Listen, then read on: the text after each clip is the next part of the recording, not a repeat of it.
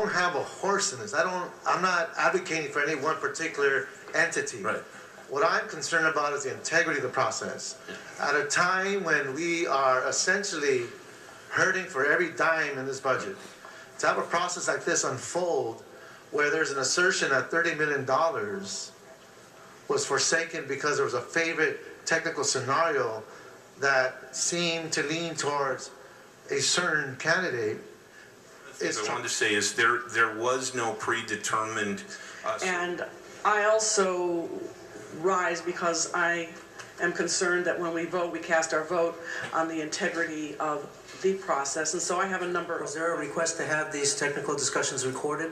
I do not recall if there was a request to record. Okay, Tudor is saying that there was a request to record the technical discussion, so we have to take that as that there was a request. Agnostic as to who Perini, Clark, or ABC Company is. I want to focus on the process and was it a fair and appropriate process for us to let out a contract, especially a contract of this matter. What you see here is a man who came to us and said he had a very upset, and that man is not here today. Thank you. Thank you. Mr. Alarcon. That's all well and good, Mr. Labange, but I believe there is a reason we have to vote on this as a group. There's a purpose here, and Mr. Cardenas reminds me the city of Bell could heed some advice to not always pay attention to their staff. All of a sudden, someone stands up and says, hey, what's going on here?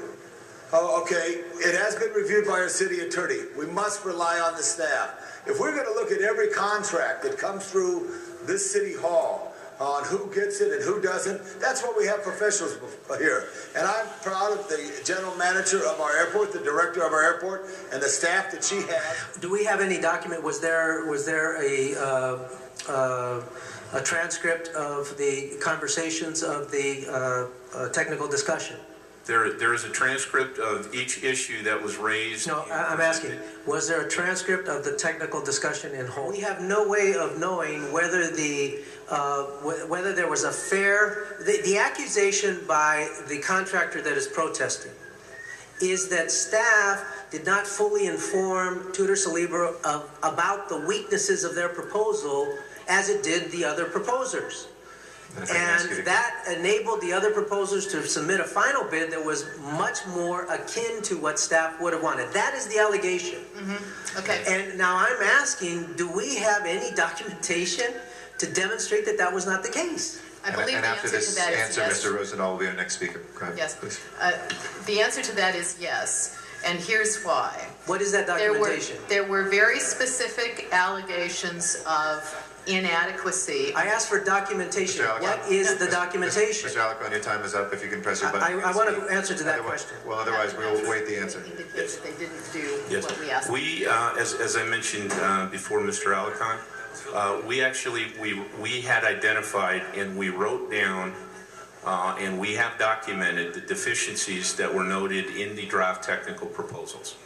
We took those written documents and we read each deficiency verbatim at the review with the individual proposers. Now I can tell you, as part of that documentation, there were 83 items brought up for discussion with the Tudor Perini team regarding their design. And just so we're clear, we have documentation on every one of those 83. Of those 83 items, 35 were identified to Tudor Perini Corporation as being potentially fatal flaws in their design. Of those 35, 13 were not corrected in their final proposal. Honorable for you to have the Clark team stand, because I now have a question where it relates to diversity, because I saw no diversity at all. We allow Tudor Perini to get back into the process, to redo the process for a final consideration, and then come back with a determination based on all the information, not to slow down the process, but just to have the final understanding. Now, if they're irresponsible, you need to tell us. And I And you're think not that- telling us, you're just making accusations. Thank Do you. I I have a want to be second? very Please. clear about it. There was a qualification stage that indicated that gave the proposers an opportunity not only to submit a design that met our criteria, but then to get critiques on that design and to try again. Tudor Perini failed. They did not make the grade.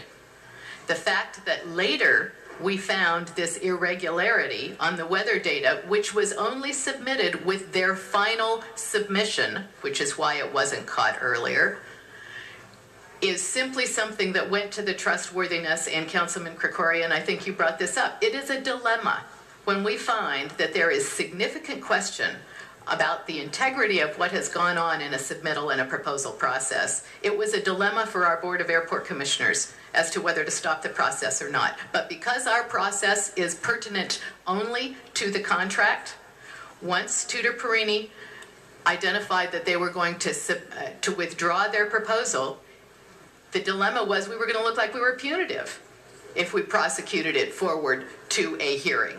And because they were requesting that we not do that, we didn't do that. So it does appear that there was a difficult way. I mean, it's really difficult to figure out what was the right thing to do here, because either way there was going to be a great deal of criticism that could come our direction. We got the best proposal at the lowest price by having a 3-stage process that ended in a bid. But only the people that got into that 3rd stage were the ones that met our performance criteria. I think we don't want to have, I'm not hearing from the council that you want us to relax our performance criteria on this project. If that's the case, then I think we need to hear that clearly from you. We were clear on the performance criteria. We had 2 proposers that met that performance criteria. We asked them to bid and we took the lowest bid.